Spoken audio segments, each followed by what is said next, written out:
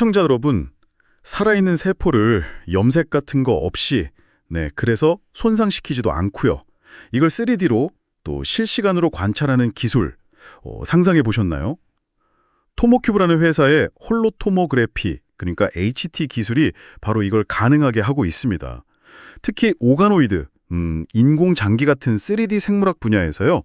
동물 실험을 대체할 수 있는 아주 핵심적인 기술로 주목받고 있거든요. 네, 그 기술 자체는 상당히 흥미롭습니다. 그렇죠. 기존 현미경은 사실 세포를 보려면 염색을 해야 하니까요. 맞아요. 그럼 세포가 손상될 수도 있고 그 준비 과정도 좀 복잡했잖아요. 네, 복잡하죠. 근데 토모큐브 기술은 그런 과정 없이 그냥 샘플을 올려놓기만 하면 바로 볼 수 있다는 거죠.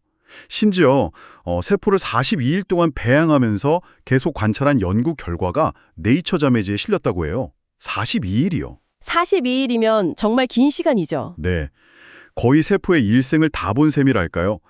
지금 나오는 2세대 장비, 그 HTX-1 기준으로 보면 최대 150 마이크로미터 두 개까지 한 번에 3D 이미지를 얻을 수 있다고 합니다. 대단하죠?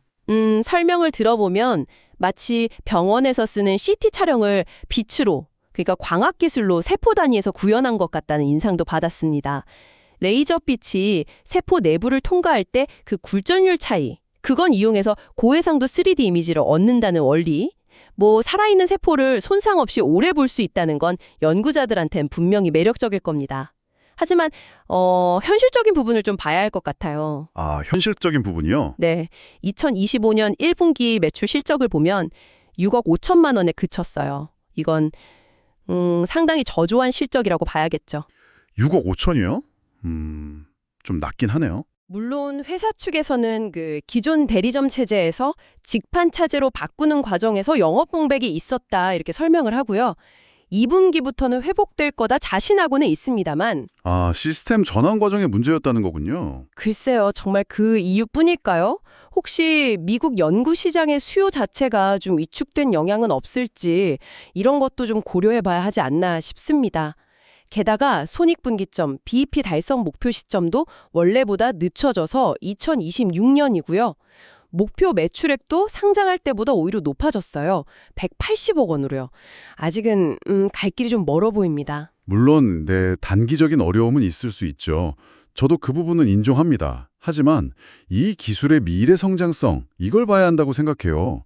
특히 바이오 분야뿐 아니라 비바이오 산업으로 확장하는 거, 이게 정말 기대되지 않나요? 비바이오 확장이요?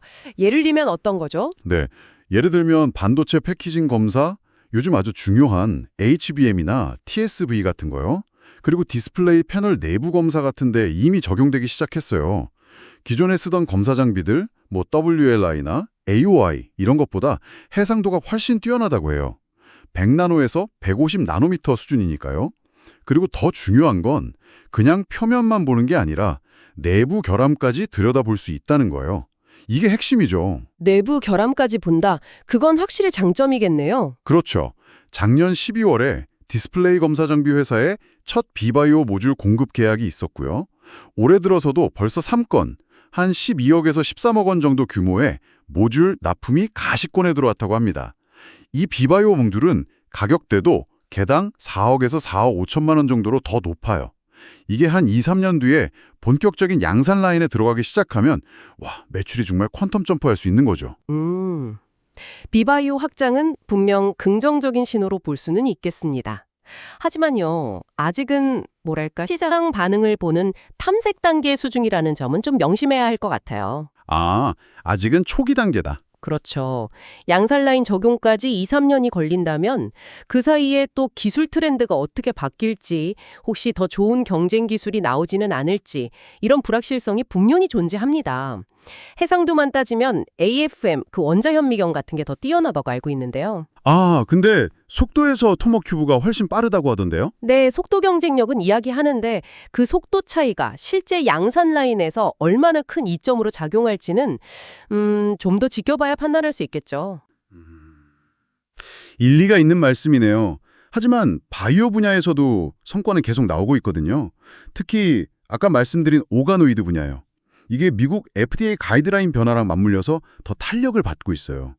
동물 실험 대안으로 주목받으면서 실제로 지난 1월에는 글로벌 빅파마랑 공동 개발 계약도 맺었고요. 빅파마와의 계약이요? 네, 이게 잘 진행되면 2027년부터는 유의미한 실적이 나올 수 있다고 기대하고 있습니다. 그리고 NIH, 미국 국립보건원하고 국제과제도 하고 있어서 이 기술이 국제 표준이 될 가능성도 열려 있고요. 2027년이면 그것도 좀 먼 미래 아닌가요? 신약 개발 과정 자체가 워낙 오래 걸리니까요. 그 전에 또 분석법 검증이다, 표준 인정이다, 넘어야 할 산이 꽤 많아 보입니다. 그리고 경쟁사 이야기도 안 할 수가 없는데 스위스의 나노라이브라는 회사가 이미 2015년에 비슷한 제품을 먼저 내놓지 않았습니까? 네. 경쟁사가 있긴 하죠. 하지만 토머큐브가 2세대 장비는 세계 최초로 상용화하면서 기술력에서는 앞서 나갔다고 봐야죠. 물론 2세대 장비는 토모큐브가 먼저 내놓긴 했습니다. 하지만 경쟁사들도 가만히 있지는 않겠죠. 계속 기술 개발을 할 텐데요. 맞아요. 그래서 토모큐브도 계속 발전하고 있습니다. 최근에 고객 관심이 높다는 X1-플러스 장비는 기존 형광 현미경이랑 같이 쓸 수 있게 호환성을 높였고요. 그리고 곧 나올 맥스 장비, 이건 무려 500 마이크로미터 두께까지 촬영이 가능하다고 해요. 이건 정말 오가노이드 시장의 게임 체인저가 될 수 있어요. 500 마이크로미터면 확실히 더 큰 샘플을 볼 수 있겠네요. 가격은요? 가격은 5억 원 이상으로 예상되는데 더 크고 복잡한 오가노이드 연구에는 필수적이라 수요는 충분할 거라고 보고 있습니다. 그리고 작년부터 소프트웨어 구독 모델도 도입했어요. 연 1천만 원부터 시작해서 AI 기능이 추가되면 요금이 올라가는 시기인데 이걸로 안정적인 수익 구조도 만들려고 하고 있고요. 소프트웨어 구독 모델도 아직은 좀 초기 단계라서 성공 여부를 판단하기에는 이르지 않나 싶습니다. 네, 맞아요. 혁신에는 항상 도전이 따르는 법이죠. 하지만 토모큐브는 분명 기술 리더십을 확보했고 잠재 이익률도 아주 높아요. GPC 10-80%, OP 50% 이상을 목표로 하니까요. 주요 기관 투자자인 인터베스트도 장기적인 관점에서 지분을 계속 보유하고 있다는 점도 꽤 긍정적인 신호라고 생각합니다. 결국 핵심은 이 혁신적인 기술을 얼마나 빠르고 또 안정적으로 시장에 안착시켜서 실제 수익으로 연결시키느냐겠죠. 특히 기대를 모으고 있는 그 비바이오 시장에서의 양산 적용이라든지 또 빅파마와의 협력 결과 같은 것들이 예상보다 늦어진다면 현재 이런 높은 기대감이 계속 유지될 수 있을지는 솔직히 의문입니다. 기술의 잠재력과 현실적인 사업화 사이의 간극, 이걸 어떻게 메울 것인가, 이게 앞으로 토모큐브가 풀어야 할 가장 큰 숙제가 아닐까 싶네요. 시청자 여러분은 어떻게 생각하시나요?